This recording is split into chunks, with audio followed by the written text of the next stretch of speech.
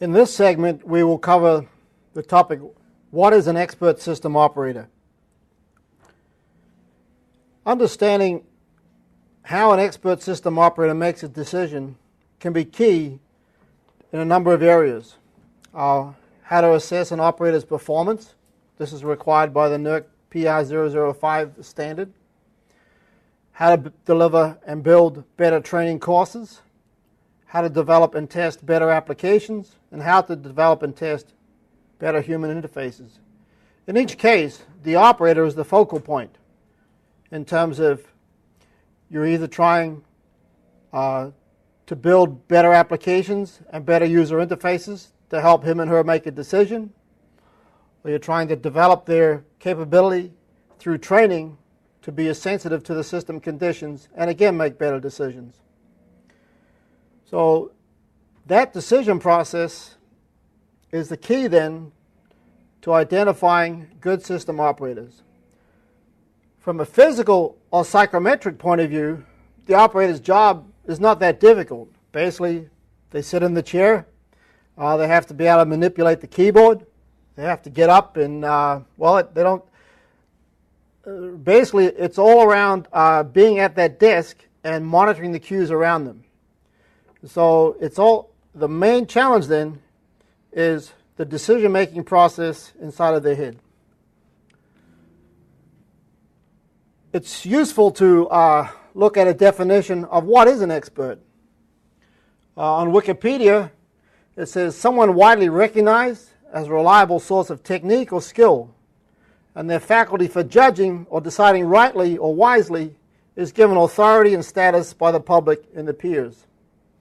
An expert, more generally, is a person with extensive knowledge or ability in a particular area of study. I've seen another definition.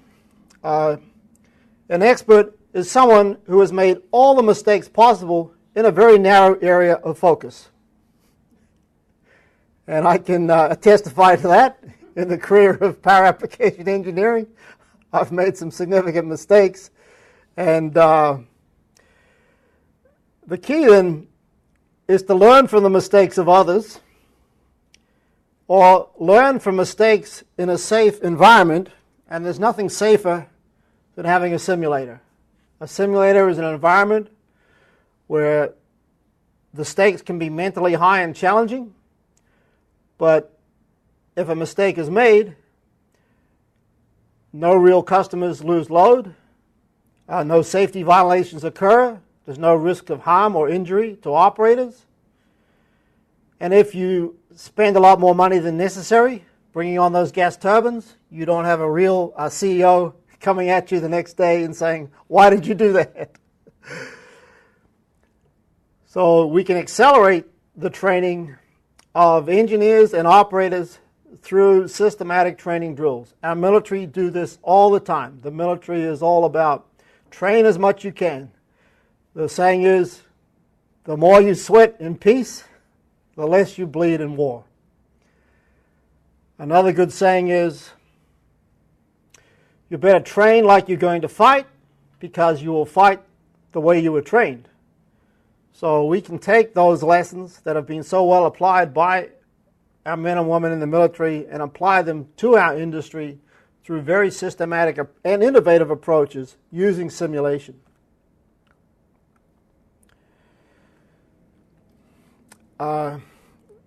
Experts go through various stages of learning. There's an excellent article by Dreyfus and Dreyfus that say experts go through basically 5 stages.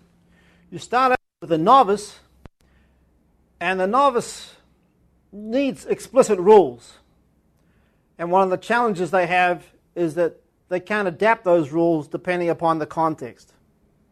As we go to an advanced beginner level, they recognize that those rules need to be adapted to depending on the situation they're in. Stage 3 is competence. They can make a transition to build solutions with a calculated effort. They need more time than the expert to figure things out, but they can do that. Stage 4 is proficient. Now, and especially if we're looking at the competence in a simulation, we see this, they start to see the overall scenario as the whole thing.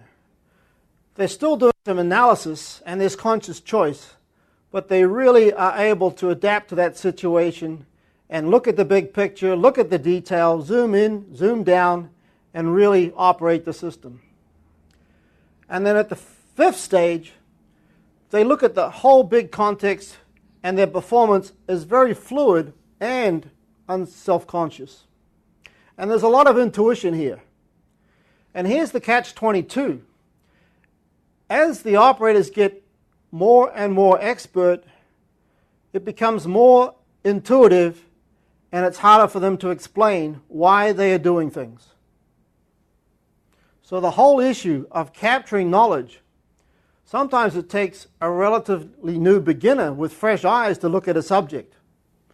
And so what we often see in simulations is a great teamwork between the expert that is doing something and or the novice will try something and the expert will say, hey, wait a minute, Bill, let's look at that. Another definition is from Chi, is that a novice, there's minimal exposure to the domain. Then we have the apprentice. They've done a period of study, maybe a 2-year program, a 4-year program. Then the journeyman level, they can do the routine work under supervision. And then they get the expert, again, highly regarded by peers, accurate, reliable. And then the master. Well, in the military, we have the master chiefs, elite groups whose judgments, they set regulations, standards, ideals. They can develop others. They're very much looked up to. One way of looking at how novices make decisions versus experts is shown here. They'll both read and study up on a subject. But then what the novice will do, especially with the simulator, they'll dive in and they'll start trying things. Now, because it's a simulator, that's okay. But those things that they explore with can have seriously consequences. The equipment can be overloaded in the simulator. It could be damaged. Lives could be at stake. Whereas what the expert does, he or she steps back and analyzes things before they take any action. And we'll often see that when we put up a rookie with an experienced operator on the simulator. Like under a restoration condition, the rookie will say, well, let's try this. And the experienced operator will say, hey, wait a minute, Bill. Let's just step back and think a little bit. And that expert will encourage the rookie to plan and implement, assess their situation awareness. So they'll plan something. By implement, we mean do something very deliberate. They'll verify that that had the effect that they expected. In fact, one rule of thumb that we hear that the good operators say is never take any action on the simulator unless you can anticipate what you believe will happen as a result of that action. And after you've taken that action, verify that what you expected to happen really did happen. If what you expected to happen did not happen, then something's wrong. And that same philosophy is what we hear the expert trainers teach our students when they go through a safe switching class. Is that you analyze, you plan, you anticipate, and you verify. So here's what we see. The expert goes through these cycles and then comes back, they'll analyze, and then they'll do some exploration. We'll look at the amount of thought that's going in before the expert takes that next exploratory step. Whereas the novice is just trying things out and exploring. And some of this is all right with a simulator, but you just have to be very careful that if you're a novice working in the simulator mode and you're just trying things out to see what happens, then you need a total mind shift when you actually get on the operating desk. And that's where we see the entire cultural difference between engineers and system operators. And engineers, we're giving a study program. As engineers, we are deliberately trained to explore every possible action and try and break the system. That's the mindset as an engineer. You want to take that load flow program or that simulator and do every possible thing, because engineers, we have to be always anticipating the worst possible thing that can happen, and so we do lots of exploration. And so that's why when an engineer gets trained to be a system operator, there's a whole cultural mind shift that has to take place.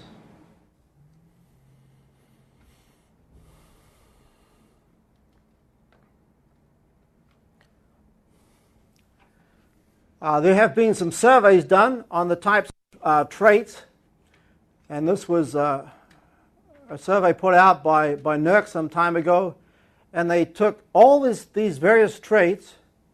There were up to over 50 of them, 55, and they had good system operations managers and trainers rank them. And monitoring the system conditions, of course, was number one. Be able to multitask. If you're a system operator, you'll be responsible for transmission. You'll have different substation crews calling into you, line crews. You will have reporting functions to take care of. You'll have neighboring transmission operators to deal with. You'll have the balancing organization, the reliability coordinator. You have to deal with multitasking, which increases dramatically under emergency conditions. You have to be highly dependable. You have to be able to show up on work on time and be totally responsible to get the job done under all the rules and regulations. And we've always had the safety concern, the reliability concern, and now with NERC there are many more reporting requirements and procedures that have to be followed. You need good judgment and decision making, great attention to detail. Good short-term memory is an absolute requirement. We have operations analysis, prioritizing, and stress tolerance.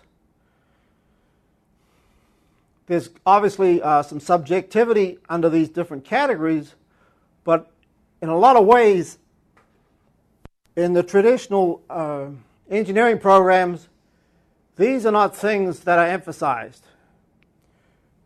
In the traditional engineering programs, we have analytical thinking, analysis, studying problems for long periods of time, and making decisions in a much more relaxed environment.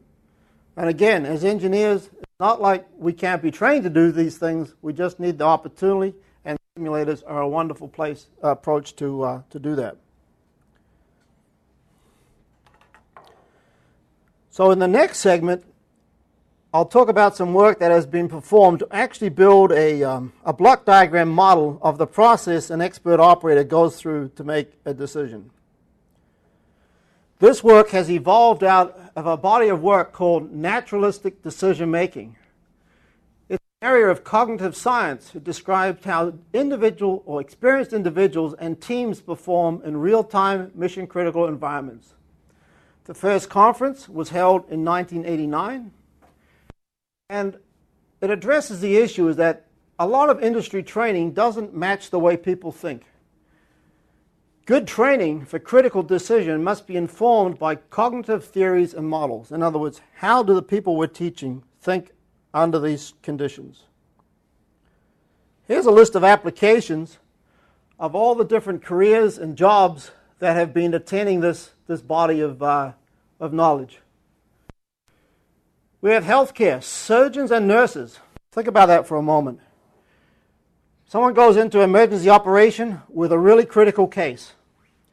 That nurse on the front line has to make some really critical decisions. Is it just a headache, or is it a brain tumor? That nurse cannot elevate every case to bring in the surgeon who may be on call. And so that's a critical decision. We have command and control, aviation, business and industrial applications, process control, major oil refineries. We've had major incidents of refineries going through tremendous accidents as a result of lack of attentiveness. Material requirements planning, nuclear plant emergencies, anesthetists, naval officers, and skilled fighter pilots, and many ship captains. And so many military applications have followed this body of knowledge. Dr. Gary Klein was the founder of this whole body of thought, and he came up with these characteristics that characterize critical decision making. This is actually a simulated control room environment at Pacific Northwest Labs.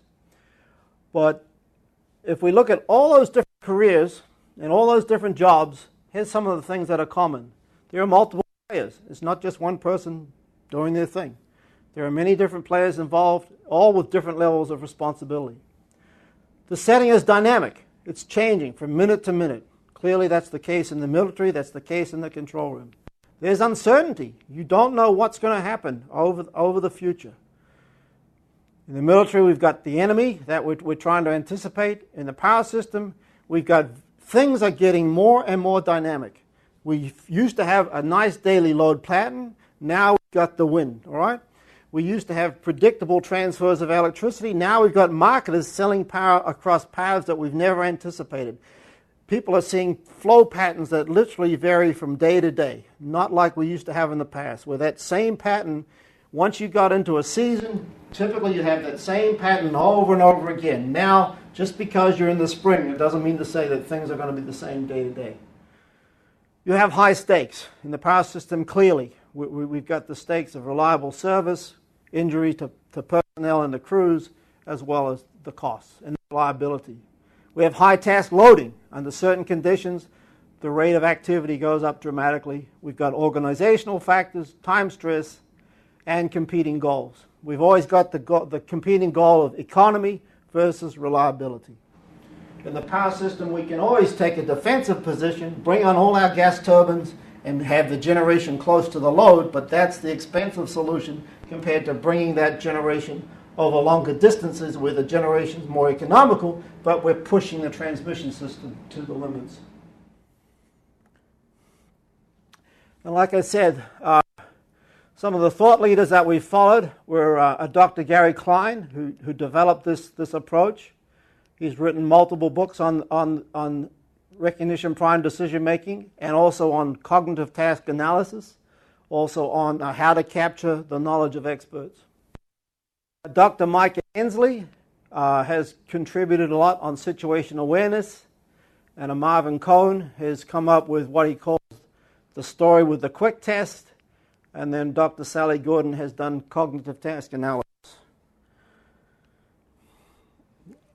Our industry was originally introduced to this whole art by Doug Harrington, who has a company called Team Formation. Doug was a former A6 pilot flying with the Navy on the Prowlers, and then transferred into helping coach people in the nuclear industry how to go through their simulation training. And after the blackout of 2003, Doug was invited to present some major RTOs, and he introduced this whole model to our business. I have worked with Chuck Johansson, a senior trainer at SOS, Dr. Frank Greitzer, a human factors expert at Pacific Northwest Labs, and Dr. Pam I with SOS. And we've updated the model proposed by Klein to make a number of enhancements. The quick test, distinguishing between long and short-term memory, and the levels of situation awareness. There's a general saying in the learning industry that learning theories are like toothbrushes. Everyone has their own, and they don't want to share each other's.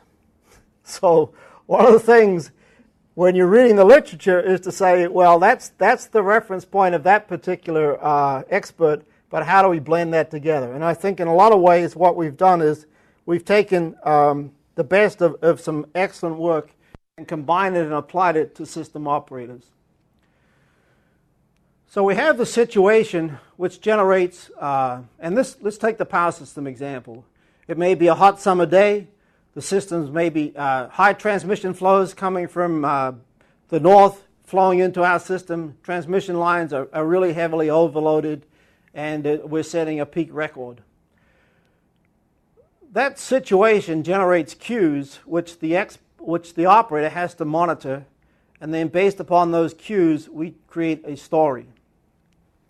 That story has certain patterns. Depending on the time available, we can validate those stories with mental and computer situations.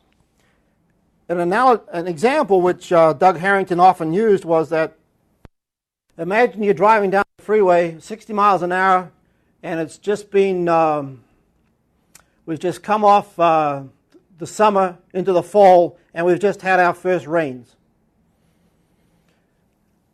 And your situational awareness is that the traffic is really heavy, and it's the first rains, and you see the lights of a car, 4 cars ahead of you, the tail lights come on. What the expert has is a wider sphere of situational awareness. All right? The expert may anticipate that there's a Big Mac truck right behind them. And the expert will see those lights come on and be aware that, well, I've got a number of options. I can either jam on my brakes and then that truck could hit me. I can swerve to another lane. But it's now, and for those of you who are new to the state, that's a very dangerous time. During the summer, the oil builds up on the road. And so when we have that first rain, it's very slippery on the road, okay? And so what happens is the expert has a bigger sphere of awareness. They're more sensitive to the cues. They can take those cues and they can build up a more complete story. And they can anticipate what could happen in the future based on their action. Now, the original model basically had, based upon the time available, you run your mental simulations and your mental models. Your mental models are actually in your long-term memory. You have to retrieve those mental models and process them with your short-term memory.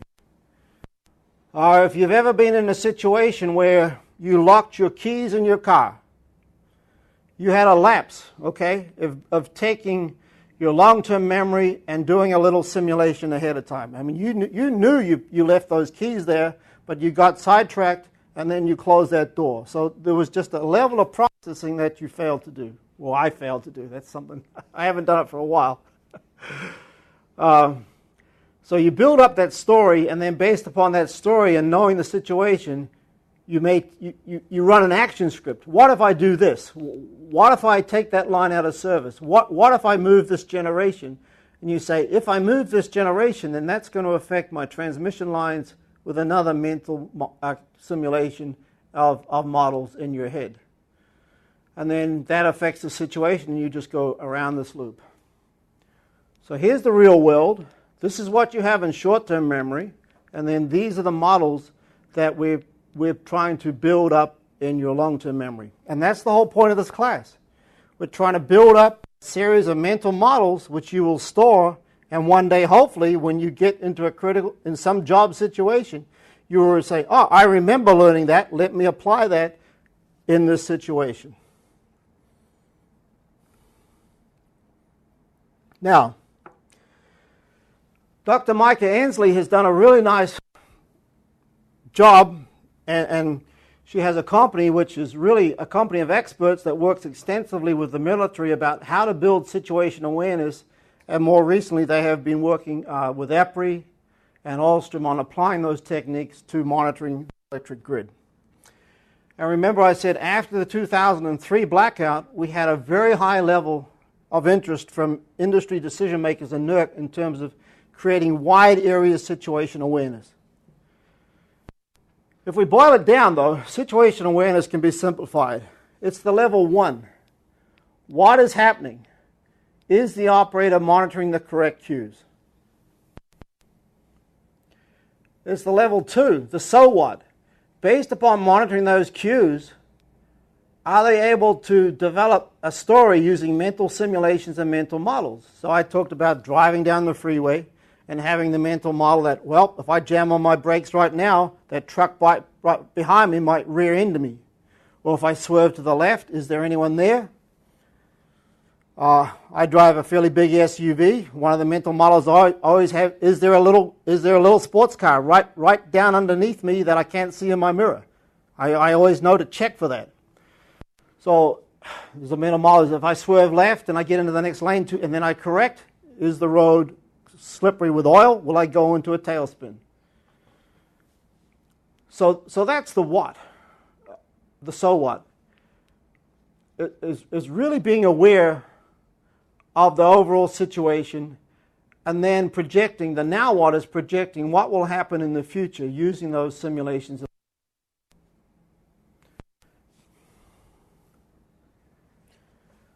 here's a summary of all the different types of situational factors that can affect the current state of the system that an operator needs to be familiar with. I won't get into lots of details, but clearly if something happens in a substation and there's a major event and the system operator knows that there's a work crew in that substation, safety of that crew is the number one top priority. Before worrying about damage to equipment, before worrying about getting the lights on, okay? Safety is always the number one priority. So being aware of where those crews are is important. And the cues, like I said, are the interface between the operator and the real world. And from a physical point of view, like we said before, the job is not that demanding. It's an excellent job for handicapped people, especially with veterans that have suffered handicaps and need to work from a wheelchair. Because basically they're at that desk, mostly sitting, but they do have control room desks, which the desk actually gets elevated so the operator can actually stand and pay more attention through that. But they're looking using their senses of sight to monitor the cues, and they're building that big picture. And the experienced operator is more sensitive and does have that greater appreciation. And there's lots of different sources for those cues, but a lot of them are coming from the data acquisition system. But we've got the weather, the relays. You can get access to the events inside of relays, but now with CIP, most often you still have to go through an engineer to see what really happened. And there's lots of communications with the different operators. You've got to understand your online programs.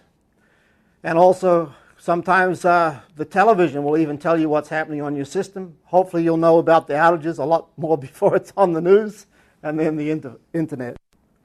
But we've literally had stories where the CEO has heard about an outage on the news and has called the system operator to say what's happening. Now, the SCADA energy management system, you will see these types of displays on the simulator, but even in a medium-sized system, there are thousands of variables, and we often have the saying, there's too much data and not enough information. We have alarms coming through, literally hundreds of alarms a minute, and so the whole issue of how to prioritize those alarms and not flood the operator is a major challenge still. So these are some of the cues that you will look at when you run the simulator. And we'll get more into the specifics of the different types of patterns as we go through the other examples. But literally there's hundreds, probably thousands of mental models that we need. Basically what we want you to all understand is for every piece of equipment in the power system, what happens when you energize it, what happens when you de-energize it, what happens when you put too much power flow through it, what happens as you change its voltage, what happens as you change its frequency, what happens as the temperature goes up and the temperature goes down. So we need the models for understanding the individual components, and then we need to understand the models of what happens when we put those devices together under various operating conditions. And then, of course, we've got all the people involved. We have other humans running these systems, and the marketers, the power plant operators, there's many different variables that make the system respond differently. And the key is the models are in long-term memory. You're going to go back, and maybe it'll be months or years before some of this, hopefully some of this will be useful to you all one day. And at that point, you'll retrieve it from your long-term memory into short-term memory and use them really well in the heat of the moment. And then, of course, there's been a lot of studies on the effect of stress. especially by Dr. James Mallow at NERC, who has a strong human factors background. And the whole issue is, if there's not enough stress, if there's no stress at all and it's total boredom, then that's not good because people don't pay attention.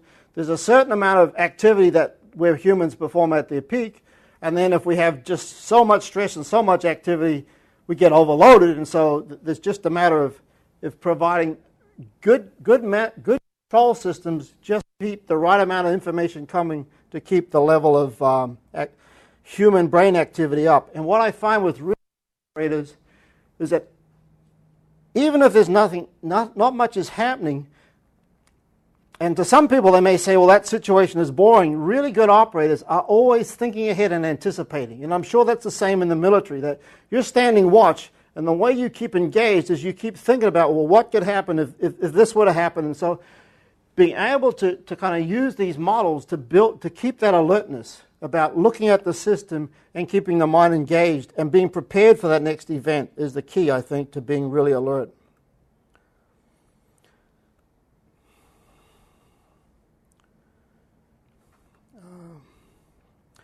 So here's an example of a story on the PALCO system, which you'll get to use in the homework.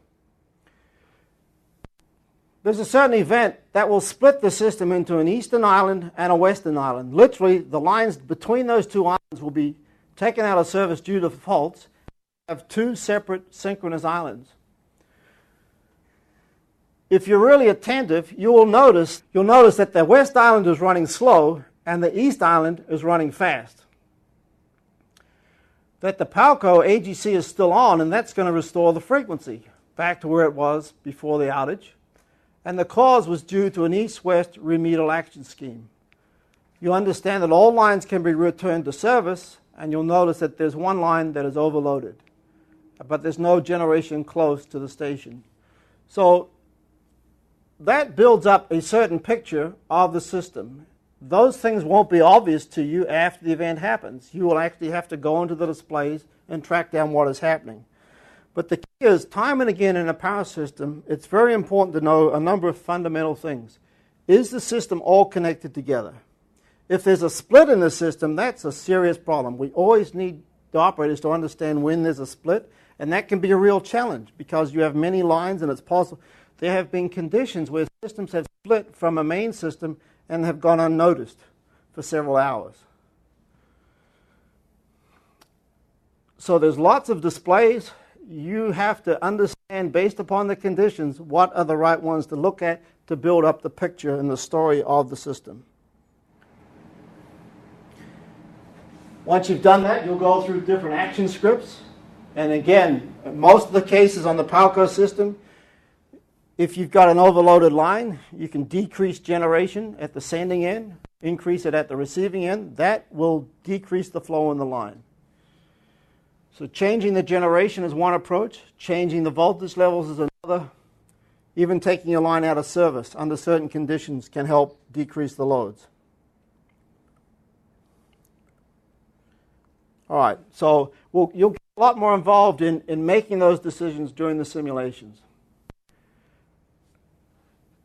One of the factors that we have to look at is this serial process that an operator has to go through. They have to be paying attention. They have to sense. They have to actually be aware. We've had cases where there are major blackouts because the operator did not even know that certain lines were out of service. The alarms in the Northeast blackout, the alarms were literally bottlenecked at the front-end processor. So the operator just wasn't even getting the messages that that line is out of service. Based upon the seeing or the reading or the hearing, they make a perception, and then they go through a cognitive process, which is building up the story, and then they go through the decision-making and the actions. So this is another human factors approach to talking about that decision-making model. And just to leave you on a note is that team situation awareness is vital. And this is why there's been the emphasis on the wide area view. The reliability coordinators are challenged or are assigned the responsibility of building that wide area view and making that available to all the transmission operators. Each major blackout has occurred in a situation where either a neighboring well, we saw this in the Northeast 2003 blackout, where the neighbors were telling the company that had the lines out of service, something is wrong. We think you have lines out of service, but that company, the data acquisition system was telling them the opposite. So by sharing information between neighbors, by having a reliability coordinator also have that top level view, the reliability coordinator can be like the spotter, okay? The spotter is constantly scanning, looking at the big picture, and then in this case, the sniper is really focused, so the person that is actually controlling the switching in a certain substation has to be in that mindset of being really focused. It's very hard to do both of these jobs at the same time, all right? It's just very, very difficult. So having a good buddy on shift with you to help, if you work in teams, so there's no reason why you cannot ask someone to say, look, I've got to focus on this right now, can you please help monitor this situation? And being able to communicate effectively is really critical. We have now standardized on 3-part communication to minimize mistakes. That's a requirement. And that team situation awareness is really important, as well as the individual awareness. So that just gives you a flavor of the types of factors that are being considered right now in terms of building situation awareness and how an operator makes good decisions.